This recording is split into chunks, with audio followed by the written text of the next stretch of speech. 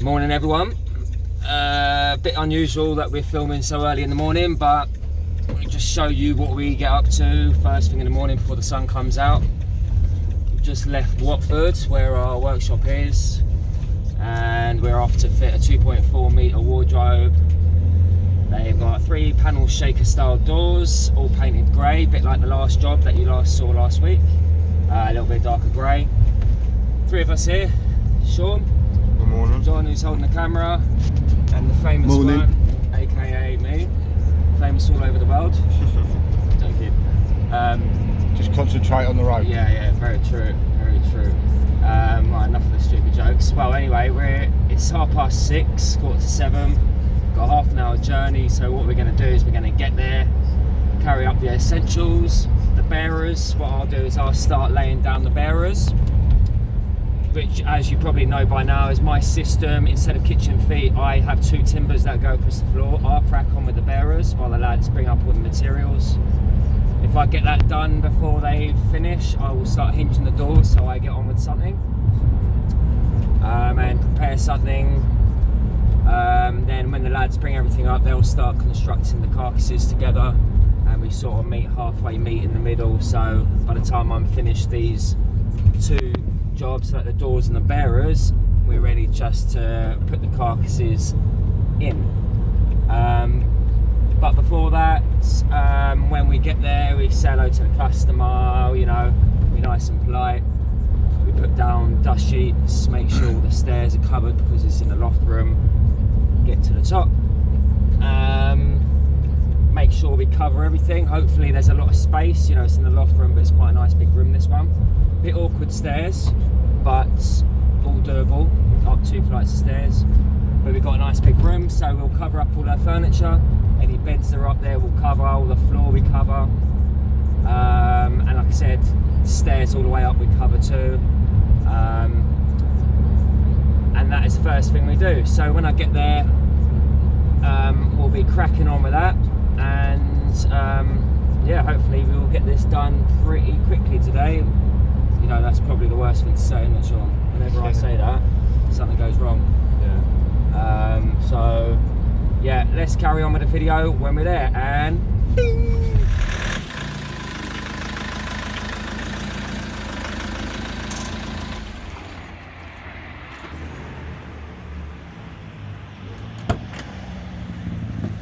Alright, we're at the job. Not too bad, half an hour drive.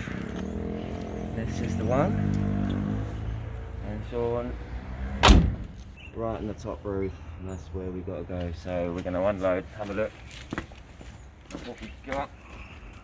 Come around here, you can see how much we got to unload.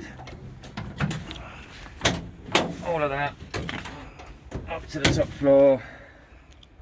Basically we lay everything flat, so we get our tools in there, drawers. We got these bars at the top, and they just store our 6mm backings, and they're brilliant because it just means that we can free up some space at the top. A couple of backings up there. We've got our fold up bench, which is amazing. I have to do a video on this, but if you are interested right now, it's a Keter, K-E-T-E-R fold up bench, and it's absolutely amazing. So you'll see us probably using that a bit later, but other than that, we're going to crack on, get our dust sheets which are over there, line the stairs, say hello to the customer, and get cracking.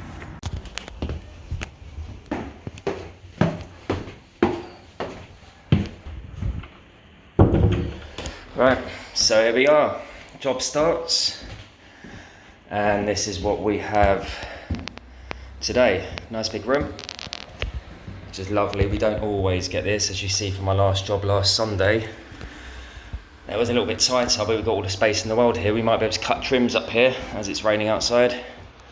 This chimney on the side, or shall I say the recess, isn't deep enough for a wardrobe, so the wardrobe's going to be protruding about 250mm.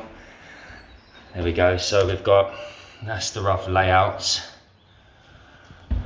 We've got 3 panel shaker, and there's another drawing of the layouts, and it, you know, a few notes on it saying how it's changed as we were making our technical drawings that we work to, and our sub profile of our drawers. So first things first, before we even do anything, we'll start putting these bearers down. So I've got a selection of packers, 18s, 3s and 1s and 2s, my tape measure, a long level, and ultimately we've got 2 carcasses, one big carcass there and another one, both the same size. So we ultimately need to put 2 packers here, 2 on the side and 2 in the middle. So what I've done is I've stepped this front bearer back to 550 away from the skirting board. So when I return my plinth detail down at the bottom, I've got space for it. I've put my level across, long ways, and I realised that the right hand side is the highest point, so I'm going to start packing from that end, and it's level in this plane as well, so we don't need to worry about which front or back bearer to start with. We look at the drawing. We need to be 50 mil away from the floor to the start of our wardrobe. So that means to the top of our bearers, we need to be 50 mil high. So our bearer is 80 mil thick. We need to gain about 32 mil to be at our right height. I've got 18 mils here. 2 18 mils is 36, 4 mil. I'm not going to cry about 4 mil because I've got enough void at the top to play with. So what I've done is I put all my packers in place. I've used masking tape to tell me where my packers need to be. We've got 2 center packers. That's going to take the joint off the wardrobe. So instead of leveling it up with your bearers on, level it up just as single packers, like this. And what I've done is this way, I've made it high at the back, just because there's a tiny bit of play in this back floorboard by about 2 mil, which I don't really want to screw down. I don't know what's behind here or below any pipes, so I'm leaving it the way it is. So once the weight of the wardrobe goes down, it should equalize. It's level this way and level this way. So as you can see, I've just used a variation of packers to get me to that level. All I'm going to do now is screw them together and screw the 2 bearers on top. So yeah, now we are ready to rock and roll with the Carcass, but while I'm waiting, I'm going to hinge these doors. Lay them on down on the dust sheet so they still have a little bit of space. Just place the hinges in. They're already set to go. I've set all my hinges at the lowest setting, so they're all preset in the center and all wound back as far as possible, so they're all equal. And what I do is just place them in. As you can see, they've just been pre-drilled and the screws have been pre-drilled as well. Place them in, use some 420s and nip them up.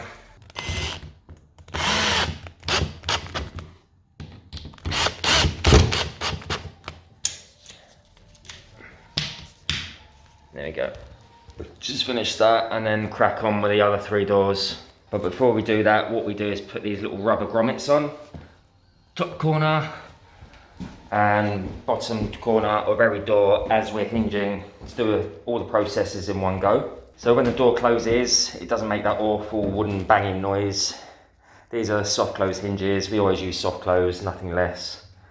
So you get the full package, you get the soft close and you get a nice soft sound when it closes up against the Carcass. So good progress so far. It's 5 to 9, got here at 7:30. Everything's been brought up 2 flights of stairs. Everything's here, all protected. Okay, so before we put the carcasses together, you can see Sean, he's putting the biscuits in the slots. Ready, good to go. They should just literally push in nice and easy, and we use size 10s. And then you can see all these holes. 3 holes, 3 holes. And what that is for a hanging rail bracket, so we're going to put those in on both sides. And we'll do that for the entire wardrobe, all 4 sides. Hanging rail brackets, we'll do that before we start putting them together, so we're ready. Yeah. Alright, so we're in Carcass time now, and as you can see, we've got one corner squared up, which is a side, and a bottom, I believe, yep. And what that does is it just holds itself up for us to be able to put the rest on. We're going to get the other top on, which Sean is doing. If you come around here, he's put the biscuits in already, and as you can see, there's 3 screws holding this on. They've already been pre-drilled through the side, but we still need to pre-drill through the bottom itself with another 3mm pilot bit, one of these. Okay, so now we've done that, so what we're going to do is put this side on. So we need to get some spacers. One here, under this corner. And it doesn't matter what we use, I'll put a biscuit under this one. Oh, Sean's already done that one.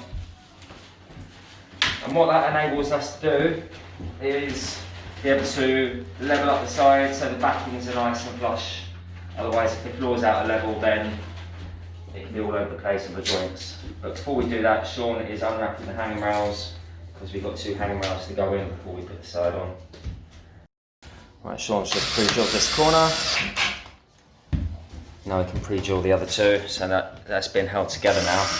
He's got 2 hands free. You can see he's pre-drilling the whole distance. The whole drill bit, which is the length of the 50mm screw.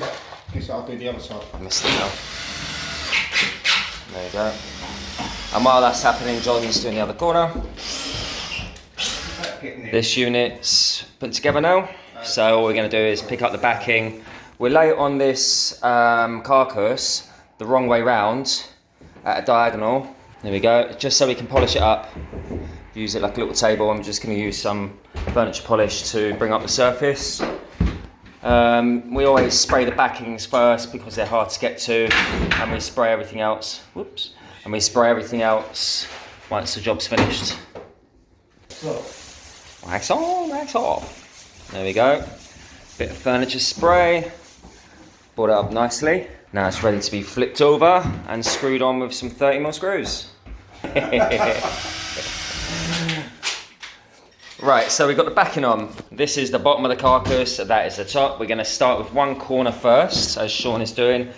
Flush and flash. We always get one screw in there and one screw in there, 2 in the corner basically. 50mm away from any joints. Pre-drill 30mm for a 30mm screw. We always use 30mm, don't over tighten them, as otherwise they will spin on you. And then we always work along the small edge first. Once that's done, we'll work along this long edge to give ourselves a square corner. When it comes to the bottom, you might have watched my last video where I always made the backing 2 or 3mm short in length on purpose and in width. So when it comes to standing the unit up, we've got no chance of it ripping the backing off if we're sliding it on the floor, for example. So the bottom, we always have a little step here. This is why we always square the top up first and one edge. Again, we're going to be a tiny bit short on one side, so if we've got another unit butting up against it, we are 100% sure that backing is not going to be sticking out and stopping our other unit butting up nice and flat up against it. So again, 2mm short in length and height for those 2 reasons. And when they're screwing up this side, as you can see, look, this hasn't got a fixed shelf inside it, it's open and you can wobble it around like this. Once he's finished this, he'll take that measurement or eye up and he'll just continue that 2mm margin all the way up, and that is how he's going to screw that one up. And it's not too far off, to be honest, as it is. There you go, Sean's on it already now. Alright, so we're about to get this Carcass up. Allons-y. Yes, bit of French. Nice. Alright, we're going to stand this up. This is the top, and it's the far right corner. We're going to get that right up against that wall. Come on then, lads. Right.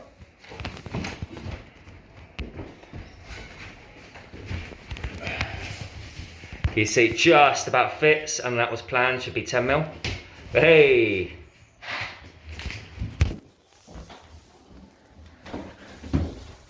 Right, John, when you're lifting, just lift it a tiny bit because you've only got 50mm against the ceiling. There you go. It's a bit of a faff getting it in, but it is what it is. You can't slide it on the new floor. Get it on the bearers anywhere you want and then slide it. The first one's easy because both people can get to either side of the Carcass. It's getting that last one in is always tricky. Getting on the back bearer. And how easy was that with bearers, eh? You know, people use kitchen feet, I just don't know why. Once you know this way, you never go back. There we go, one Carcass in, and we're not going to screw it down or up until this one is put together. So same technique. I'm not going to bore you by showing you how we put this one together again. It's exactly the same. John, what's the time, mate? Tom is Sponsored by.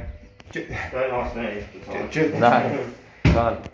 just gone half nine. 9:30. Just gone half. So okay, it's been 2 hours. Look how high up we are. It's been 2 hours. Hey, there's the van. All on our own. 2.5 hours to get all the materials up. Doors hinged, bearers down. One Carcass made and one halfway made. So we're doing well. Is that why? Someone's put bloody 20 in there. Oh, John. Oh, John. Well, John's the newbie, we always say. If there wasn't all mixed up, I wouldn't have put 20 in. Oh. That's right. It's 1-0. 1-0. Alright, so that's the bottom, so we're going to get a lift on. Ready? There we go. You go down that side. So let's get flat. Okay, so if I walk my way around that end. Yep. 1, 2, 3. Onto the bearers. Yep. Okay, it's going to be a bit tricky getting onto the second barrel because it's right back. We can't get there.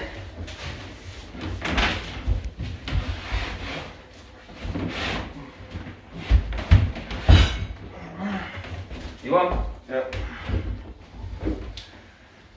There we go.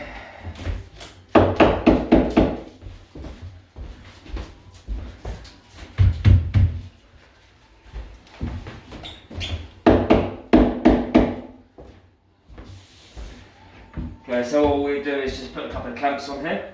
So as you can see, we've got some holes around this side here. Have a look. One little pre-drilled hole, a 3mm there, 3, 3, and a 3. These are how we're going to screw them together, and we've got the same at the back. We're going to use 30mm screws in each one of these to keep it together. But we place these in such a way that they get covered with the hinges of the doors. Okay, John has just screwed up the wardrobe. I've pre-drilled them. So 1 screw, 2, 3 I did in the end, and then 50mm from the back. I did 50 by 50. And 1 in the corner there. I didn't go too mad because as we've screwed this carcass, the 2 carcasses together, it's like a whole unit now.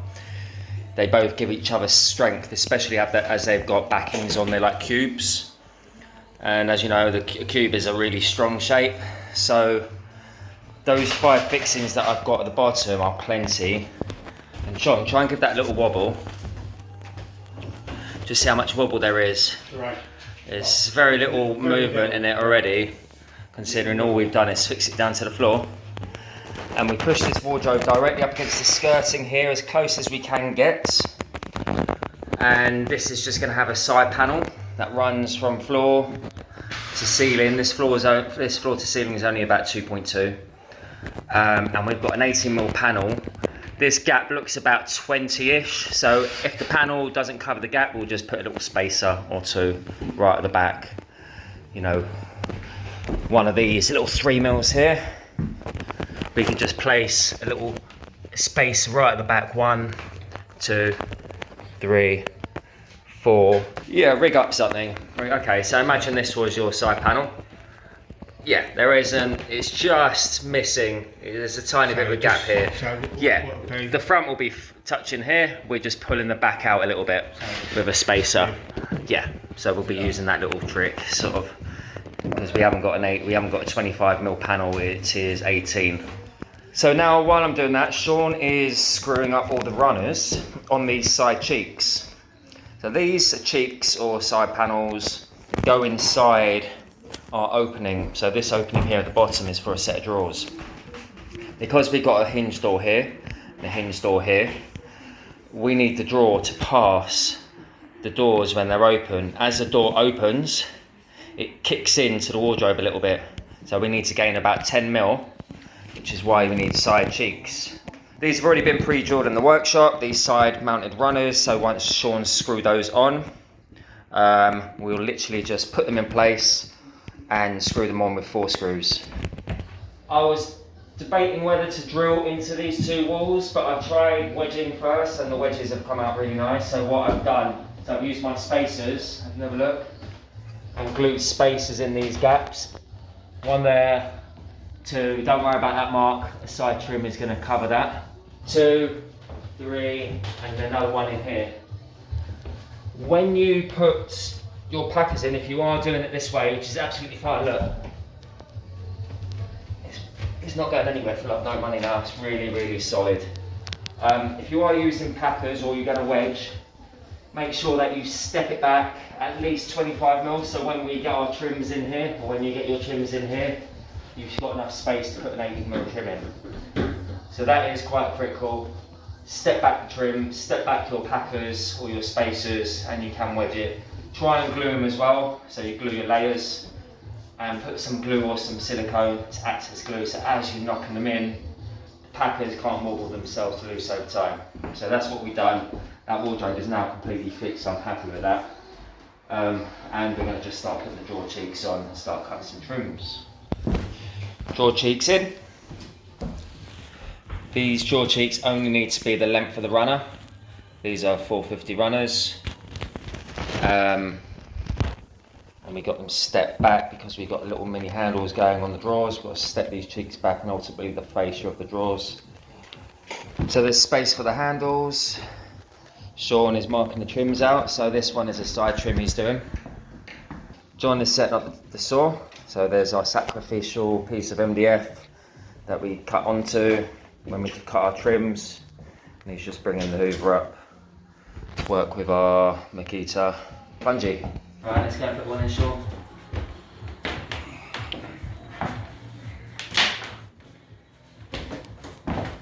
Two-man job for these big drawers.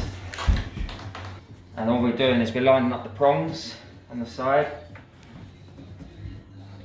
There we go. Level up the drawer a little bit, bit wobble it, and you hear 2 clicks. There we go.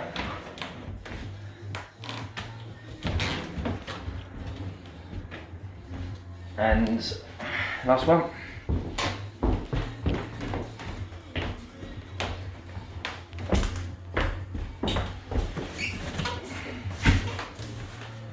The hardest part is not to mark the sides. I'm actually putting these in.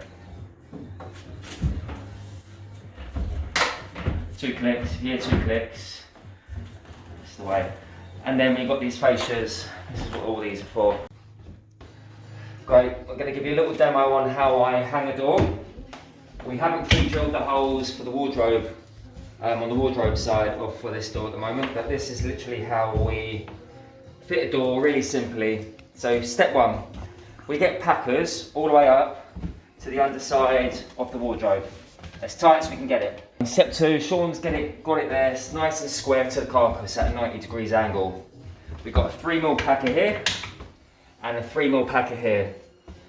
It's really as simple as that, and then all we do is get our 20s, which we're just using some silvers to match the hinges.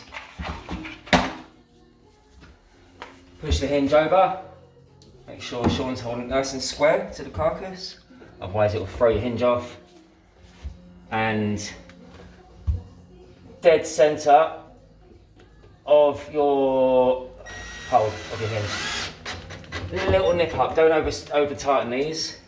You can always use a 30mm screw if there's nothing behind and it's going into a void, or it's going into another side. For example here, we've got 2 sides of a wardrobe, this one and this one, so effectively I could use a 30mm for these ones.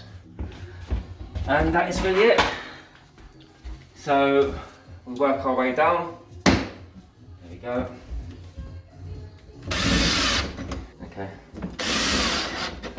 Don't over tighten these 20s because they will spin on you. Yeah, John. Yeah, John. John's cameraman at the moment. Cameraman John. Right, if you feel like there's a gap between the plate, knock your door in, close that gap up. Again. 1, nip it, just nip it. Get your head under, it's eye level for this one. Centre of the hole. Okay, so I'm going to take this packer out at least. Lift the door out. When you slide these out, don't just pull the top one away.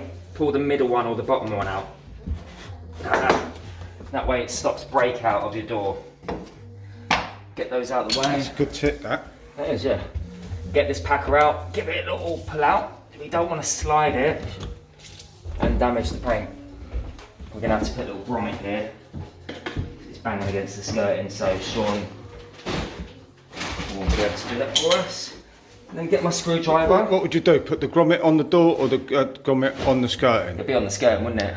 Otherwise, when you close the doors, You can see it. yeah, just a little rubber pad is all you need. It's not hitting the top. It's just hitting a bit of the wood there.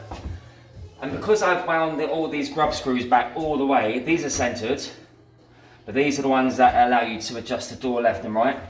Because they're wound back all the way, is what I did when I opened all the packets. I'm going to do two turns out. 1, 2. Look for the Stanley sign. 1, 2. 1,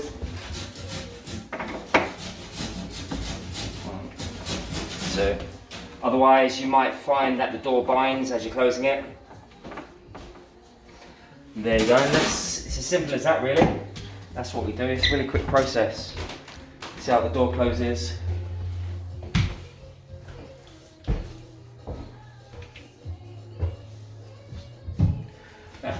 This one's already been done. I've not adjusted it in height or anything like that because I wanted to see how this one was first. I've not closed them to see how the gaps are.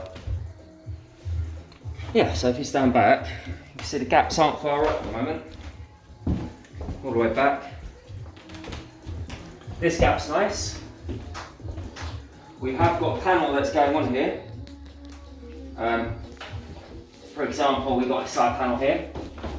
So we need to leave a 3mm, a 2.5, 3mm gap here, which I've done. That's nice, look. So that is adjusted. Now I need to move on to the next one. I'm quite happy with that gap. I may need to increase it by 0.5mm. What I'm going to do is adjust this door over now, and then once I've done that, I'm going to adjust this door. So that gap is slightly bigger than the gap at the bottom. Can you see that from that view? Yeah. Okay. So let's wind this grub screw in. So there we go, let's wind that in. So I've wound all them all in 1mm. Let's see how the gap is faring. So by winding those hinges in, I've improved the door gap. I can still just do it at the top a tiny bit more. I'm going to wind that in very slightly. More at the top and then a little less as I go down. How does that look? Okay, there's still tweaking to be done and it is binding a little bit now. So what I will have to do is move the hinge out. But anyway, you get the gist. That is how we're going to just carry on. Just got a few more little tweaks. Going to move this over a tiny bit and that's basically it. Job done. Apart from screwing some knobs on. So trims, doors and most fascias are done. I'm on my last fascia. You can see here, this is my drawer box. You can see there's 6 holes. So this is 6 screws securing it. Have a look in there. The screws, yeah. You see the screws sticking out? We're using 30s. So they've already been pre-drilled and pushed in, leaving a tiny little spike sticking out. And this is my way of fitting drawer fascias. But at the moment, all I need to do is put a 3mm packer in between every fascia. Simple as that. So I've chosen my best face, which is this one. And I simply place all my fascias very carefully without touching anything else. Like so. 3mm gaps everywhere. Over circular see the gap. Make sure it all lines up. Place it on, stand back, make sure you're happy with the gaps. I'm happy with that, so all I'm going to do is push it on nice and tight. Give it a tap. And all that's doing is, those little spikes that are sticking through, I've made a little indent. There. 2, 3, 4, 5. That one's been missed, but that's fine. So I can either pre-drill this with a 3mm drill bit, only a very small amount, but I find that makes the hole bigger and less accurate when it comes to screwing it back on. All I'm going to do is pull it out and just try and line up those holes again. You'll feel it when it lines up. There we go, it's felt. You see I can't move up and down anymore, it's found its location. Simple as that, all the points have lined up. Simply get my drill and tighten one up, I'm going to tighten the middle one up. Go back in and test it. How does that look? Got to look alright? Yeah, got to look nice. So that's all I'm going to do. Pull that out to then get this one out. Close it. Put all the screws back in. So literally just pump all the screws in. They haven't been in yet, so let's just pump them in. Again, I don't really want to pilot them because I want it to be a nice tight bite to pull that fascia in. Making sure the screws are flush on the inside here. Take the time to screw them in. There we go. All done. And it went very, very well. 7:30 start, 3:30 now. 3 of us on the job, and it's all finished. Bar and handles, which we're going to just show you how to do in a moment when John comes back with the tape measure. The customer wants them halfway, and we've got these ones to put on, which is quite nice, just nice and simple. One knob. She's only got one of them, so I'm just going to drill the holes, and when she gets them, then she can fit them herself. And I'll show you the inside. There you go. All the drawers. Little hanging around there, and the other side is just double hanging. And a very satisfied customer. She's already been up and says she really likes it. So. Alright, so I'm going to quickly show you, as the last job of the day, how we're going to fit these knobs. There you go, single knob, one hole. The customer wants them set of the door. So I've worked out half the door is 1.38 meters.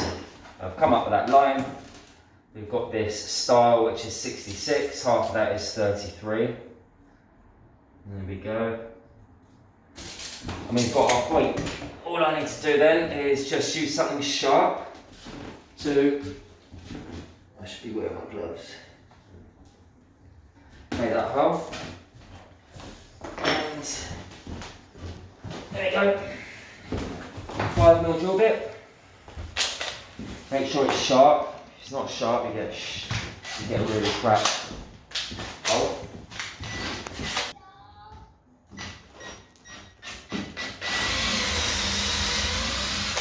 Yeah. And that's literally it. You do get a little bit burr breakout. It looks worse than it is, but you know, you get these little screws that come with the knob. They've got a nice big head on it. So, but we haven't actually got the screw that comes with the knob. The customer didn't give it to us. So all we're going to do is just go ahead and do that to the other 3 doors. 1 there and 2 there. So apart from that, up here, that's what you call a wrap.